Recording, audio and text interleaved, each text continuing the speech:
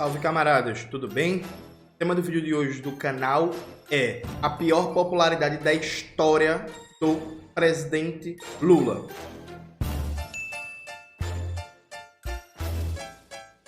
Antes de começar propriamente o tema do vídeo do canal, quero muito agradecer a você que ajuda a manter e melhorar nosso canal a partir do Apoia-se.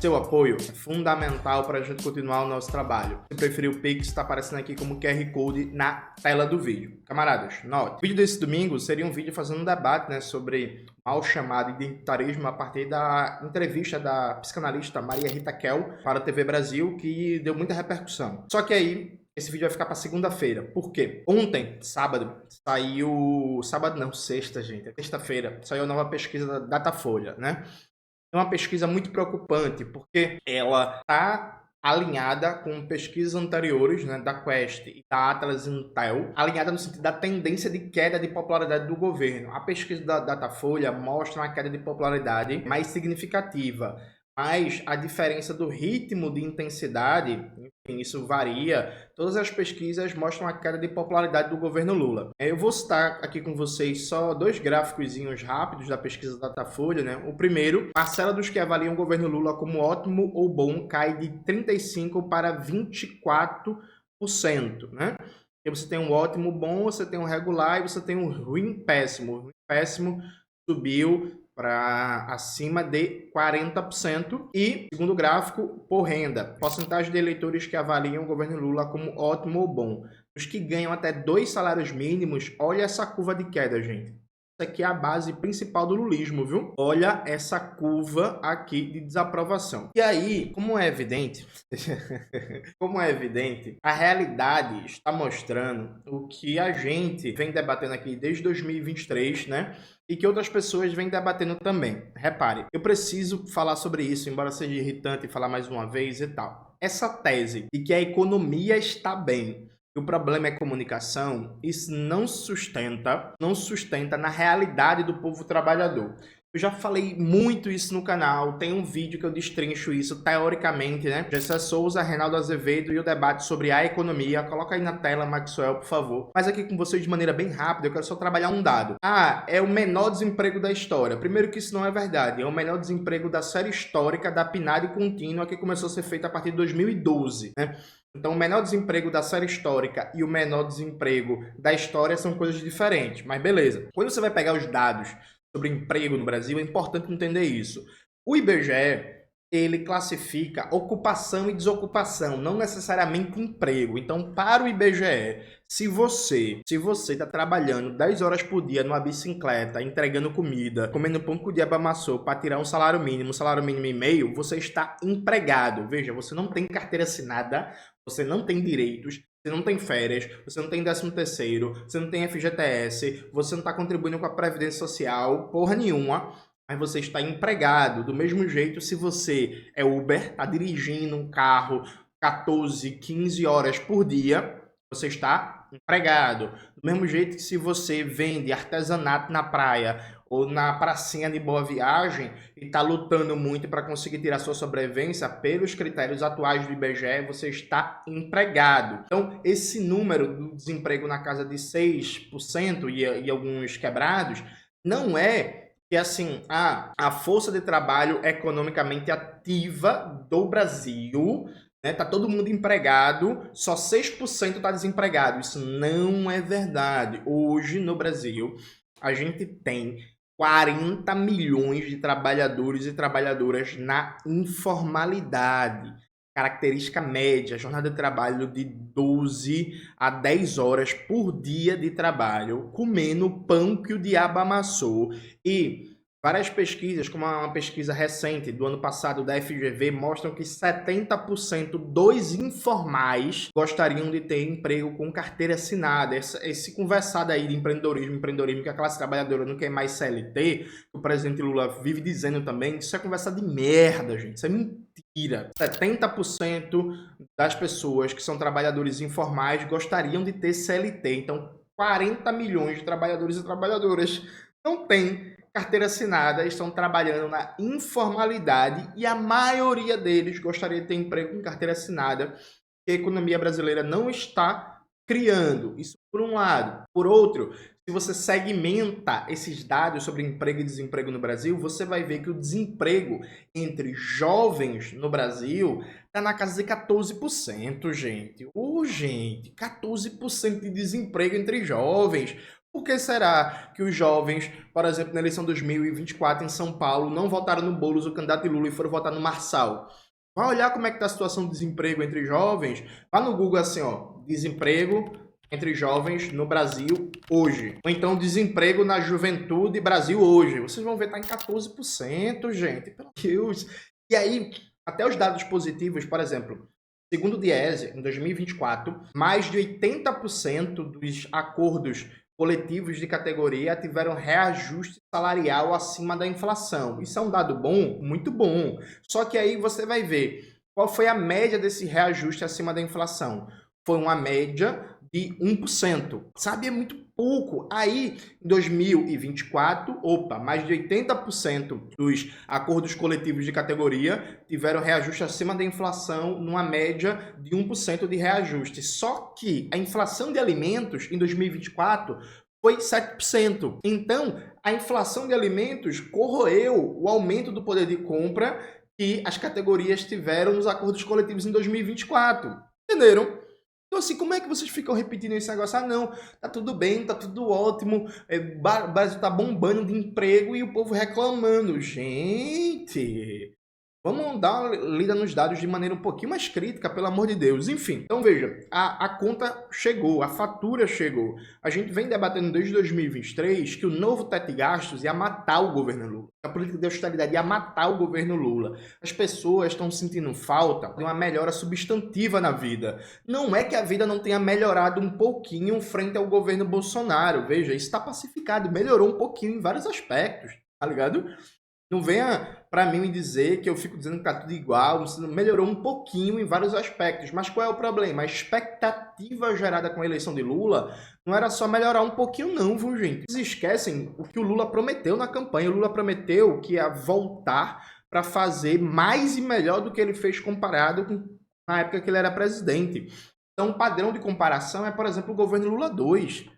Em termos de aumento de poder de compra do salário mínimo, em termos de aumento real do salário, em termos de geração de emprego formal, construção de escolas, universidades, escolas técnicas, obras de infraestrutura, bolsas, etc, etc. Isso não está acontecendo. Eu tenho um elemento aqui qualitativo, não é quantitativo, é qualitativo. Mesma coisa a galera que fez um debate tosco dizendo assim, Biden perdeu, mesmo a economia está no ótima. Gente, desculpa. O debate que foi colocado nos Estados Unidos é que hoje, nos Estados Unidos, é um país desindustrializado, no sentido comparado com o que era nos anos 70, 60, não desindustrializado a nível da economia global, né, gente? Pelo amor de Deus. Mas, assim, comparado com o que era nos anos 60 e 70, é um país cada vez mais sem indústria, é um país com empregos ruins, empregos precários, com poder de compra do salário derretendo e tal, e o que o Trump prometeu a partir do discurso reacionário com inspiração fascistoide foi apelar para aquele passado do auge do Fordismo e dizer que tinha chance de recuperar aquele passado.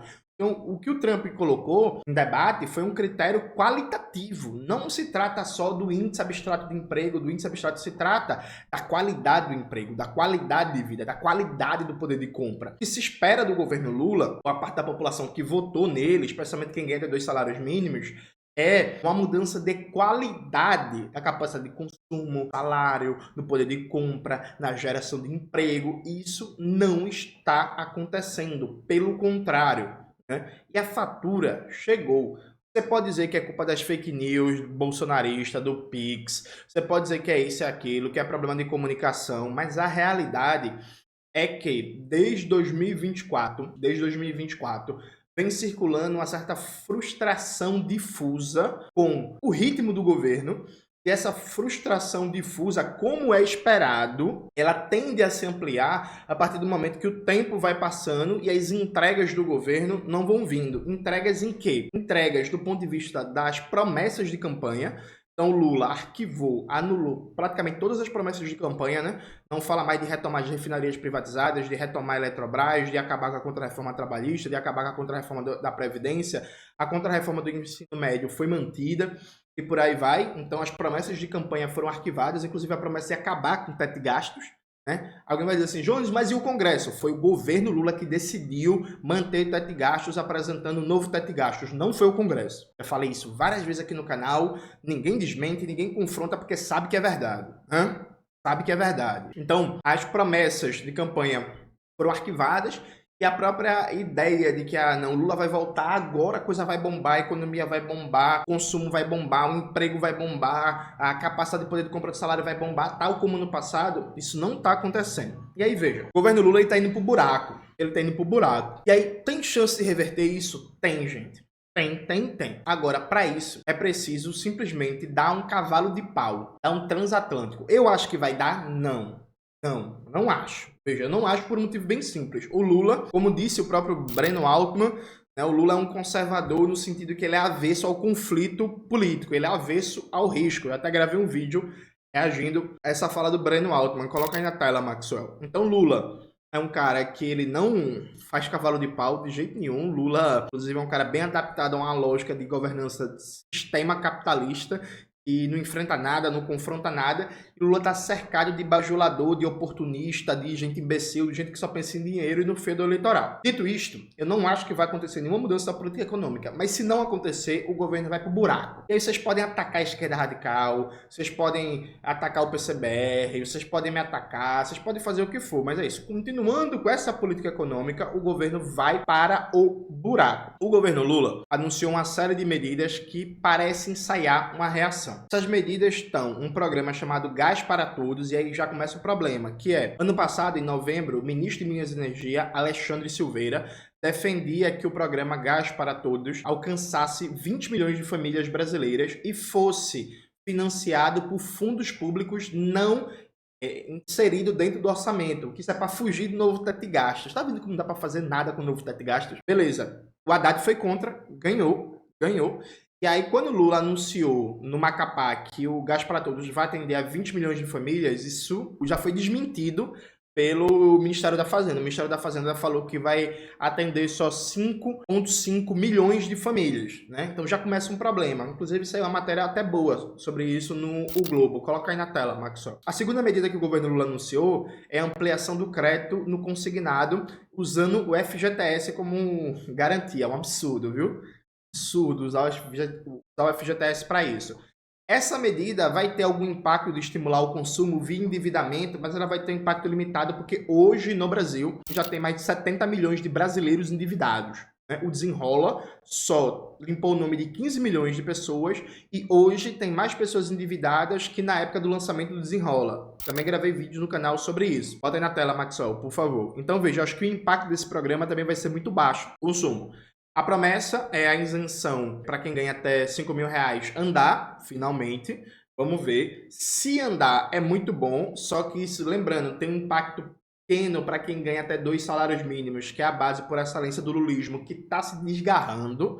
Mas se andar é muito bom, é importante. E a outra medida é o Farmácia Popular, com todos os remédios gratuitos, também medida importante. Mas veja, as medidas aqui de mais impacto, das 4 anunciadas até agora, o Gás para Todos e o Farmácia Popular gratuita, embora importantes, elas não vão ter impacto para reverter essa queda de popularidade do governo Lula. Talvez, com sorte, me parece, elas podem estabilizar, o governo parar de cair. Só que aí tem que ver a questão da temporalidade também, porque, por exemplo, o Ministério da Fazenda falou ontem que o Gás para Todos só vai ser lançado em abril.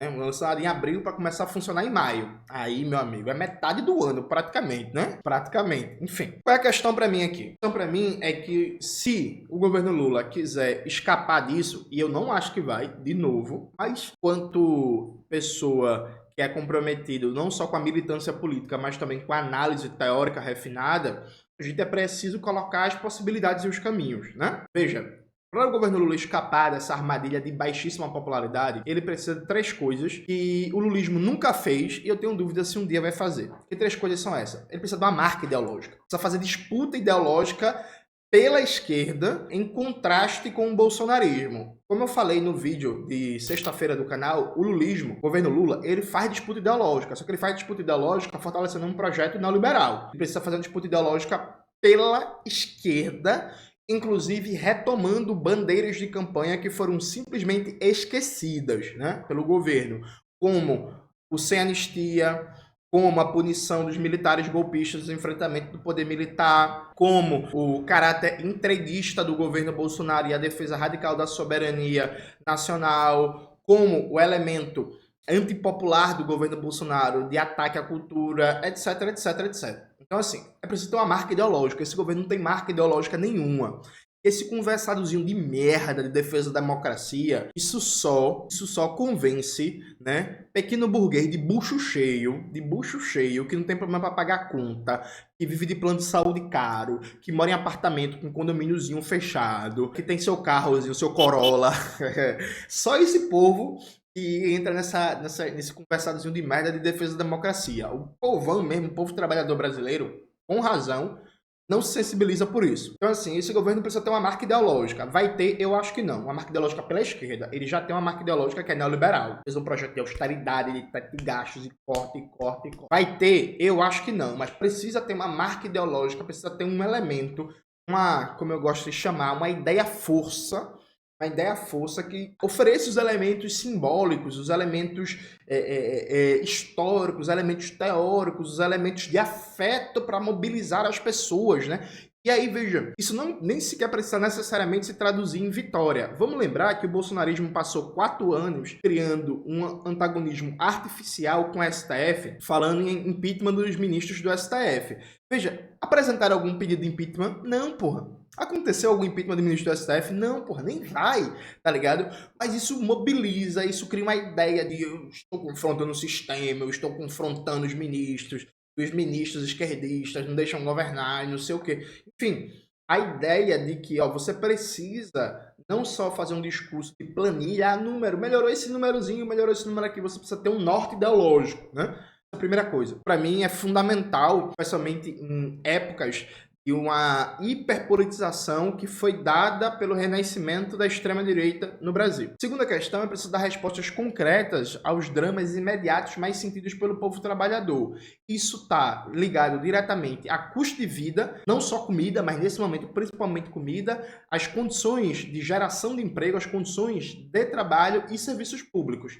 O governo Lula está aquém de tudo isso, né? Por exemplo, o governo, nessas medidas emergenciais para recuperar a popularidade, não tem nada sobre retomar com força de verdade a política de estoques reguladores da Conab para baixar o preço dos alimentos. E eu comentei aqui com vocês, tem no vídeo, acho que foi no vídeo de quinta-feira, enfim, não vou lembrar agora, que o governo, frente ao aumento do preço dos alimentos, o governo decidiu pegar o BNDES e sair vendendo armazém da Conab para supostamente reformar outros armazéns. Assim, o governo precisa dar uma resposta imediata ao custo da comida, ao custo do gás de cozinha. A conta de luz baixou agora em janeiro, 14%, muito bom, mas a tendência é subir em fevereiro. Maluco. A tendência é subir de novo em fevereiro. Então, assim, o gás de cozinha, a gasolina, o óleo diesel. É preciso dar respostas concretas sobre o aumento do custo de vida, sabe? Inclusive, o aumento do custo de vida, para além do consumo imediato das famílias, o aumento do custo de vida a nível de crédito, por exemplo.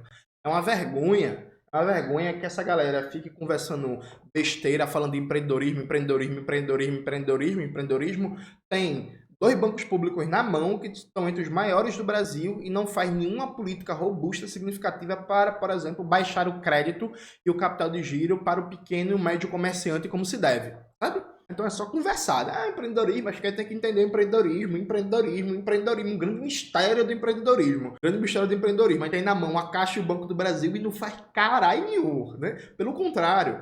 O governo, ano passado, eu falei muito disso aqui, deixou mais difícil para pessoas de classe média financiar seu imóvel a partir da Caixa, aumentando as exigências, né, de pagamento de parcela para dar entrada no imóvel, sabe? Aí fica com esse conversadozinho de merda para cima do empreendedorismo. Então, esse é o primeiro bloco de questões, assim, de enfrentar o aumento do custo de vida. Aumento do custo de vida, isso tem nada a ver com cortar gasto ou aumentar juros. Segundo bloco é a questão do emprego. E aí, meu querido, veja, simples e objetivamente, não vai enfrentar a questão do emprego, gerar emprego em massa, gerar emprego com carteira assinada e começar a gerar empregos com melhores salários com um novo teto de gastos.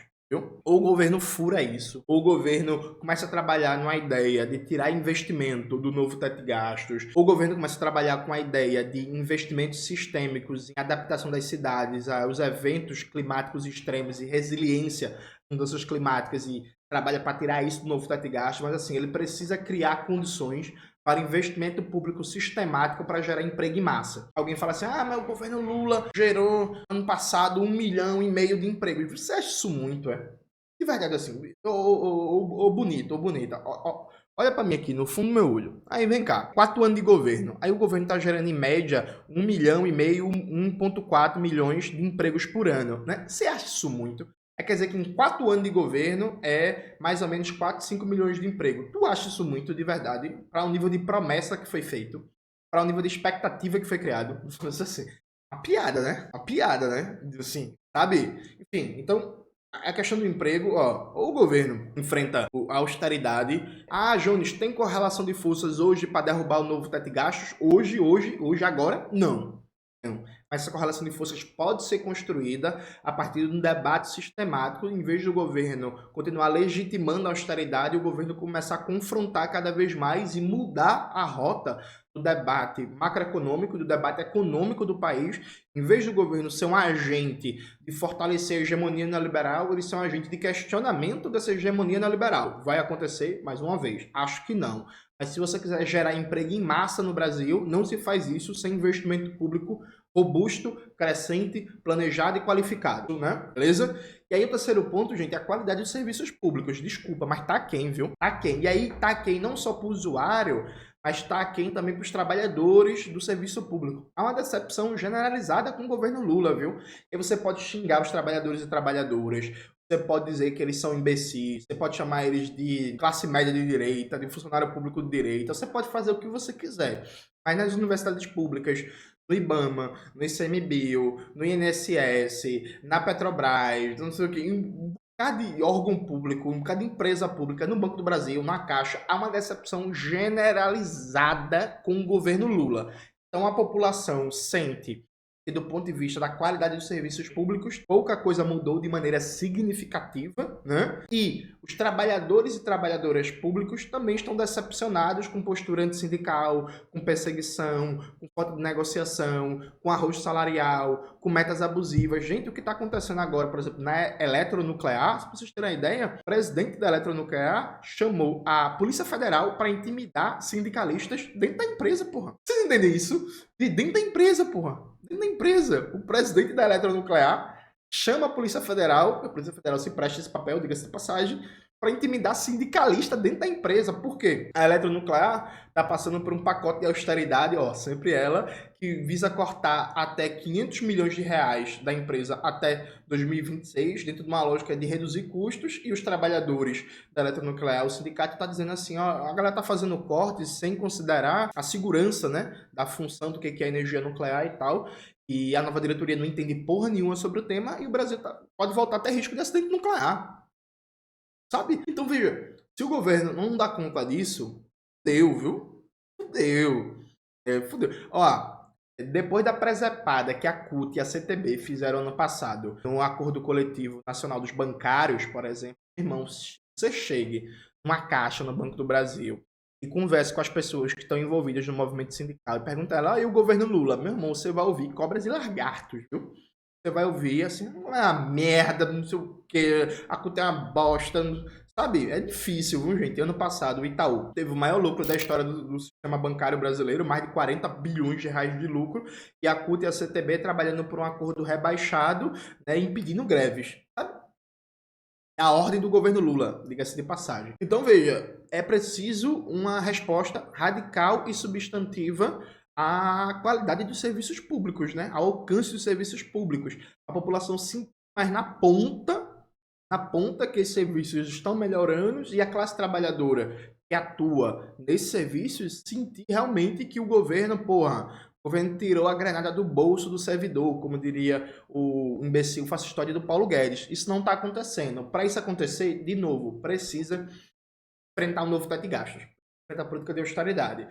Então, assim, se o governo não começar agora uma mudança de rota, que é perigosa, pode ser foda, que pode dar errado, etc, etc. Se o governo não der uma mudança de rota, que, de novo, eu acho que não vai dar. Se ele não der uma mudança de rota, se ele seguir nessa política neoliberal centrada na austeridade, no corte de gastos, ele vai se desgastar, por um lado, com setores organizados da sociedade que já estão, no geral, muito putos com o governo Lula, e vai se desgastar cada vez mais com a base geral desorganizada da sociedade e da classe trabalhadora, especialmente a base histórica do lulismo, que são trabalhadores que ganham até 2 salários mínimos, e do Nordeste brasileiro, principalmente, mas não só. Né? Assim, sinal amarelo, né, gente? Aí você pode me xingar, você pode me atacar, você pode dizer que a culpa é dos webcomunistas, você pode dizer que, ó, você pode fazer o que for, você pode ficar mentindo, dizendo que o problema é só comunicação, você pode ficar xingando o povo, dizendo que o povo é burro, que o povo é imbecil, o pobre de direita, o pobre de direita, Jessé Souza, não sei o que, pobre de direita, o pobre de direita, o pobre de direita, fique à vontade. A realidade é essa. A gente vem debatendo desde 2023 que essa política não ia gerar entusiasmo, não ia gerar aprovação em massa, que isso ia destruir a base do governo Lula, a base social do governo Lula. Quem acompanha aqui o canal desde 2023 sabe que a gente tá falando. Alguém vai dizer assim, ah, Júnior, mas demorou para acontecer. Meu querido, o novo teto de gastos foi aprovado em 2023, mas ele só começou a valer em 2024, particularmente na dinâmica orçamentária brasileira, a pressão mesmo, o corte de gastos, foi a partir da metade de 2024, né? Então, veja, a partir do momento que o teto de gastos, o novo teto de gastos, começou a restringir mesmo o orçamento público, foi na metade de 2024. A gente tá no começo de 2025. Olha a situação que o governo tá ligado? A situação que o governo tá. Imagina como é que vai ser todo 2025, sabe? Então é isso, gente. Ou muda ou vai pras cordas. Né? Ou vai pra lona. Ou muda ou é nocaute. Fundamentalmente é isso. Espero que mude. Acho que vai acontecer? Não. Mas nosso papel aqui é fazer o debate, apresentar as alternativas, porque assim, se esse governo não imprime uma marca ideológica à esquerda, polarizando de fato com a extrema-direita e com a direita liberal, se esse governo não dá respostas rápidas ao aumento do custo de vida, à questão da geração de emprego, da qualidade do emprego e a questão da qualidade e o alcance dos serviços públicos, pode ter certeza que o tamanho da derrota política, ideológica e provavelmente eleitoral vai ser gigantesca. É isso, galera. Espero que vocês tenham gostado do vídeo de hoje do canal. Não se esqueça de se inscrever no canal, ativar o sininho, curtir esse vídeo, compartilhar e tudo isso que vocês já sabem. Um beijo e até a próxima.